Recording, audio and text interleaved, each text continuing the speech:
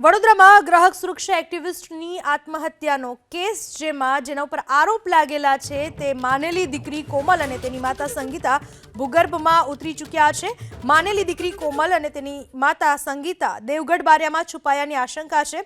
બંનેનું છેલ્લું લોકેશન આંકલાવમાં મળ્યાની માહિતી। પોલીસની આખી રાતની તપાસ બાદ પણ માતા અને દીકરી હાથ નથી લાગ્યા। પરિવારના નિવેદન બાદ નોંધાશે ફરિયાદ। ગુપ્ત રીતે પોલીસ માતા અને દીકરીની તપાસ કરી રહી છે। મૃતકે બંને સાથે કેટલાક સમયથી નાણાકીય વ્યવહાર કર્યા તેની પણ તપાસ થશે। પોલીસે મૃતકની ઓફિસના અને અન્ય દસ્તાવેજો પણ કબજે કર્યા છે। 8મી નવેમ્બરે પીવી મુરઝાણીએ પોતાની રિવોલ્વરથી ગોળી મારીને આત્મહત્યા કરી લીધી હતી અને ત્યારબાદ તપાસનો ધમધમાટ શરૂ થયો છે। આત્મહત્યા કરતા પહેલા તેમણે એક મેસેજ પણ છોડ્યો હતો અને એ મેસેજના આધારે પોલીસે તપાસ શરૂ કરેલી છે।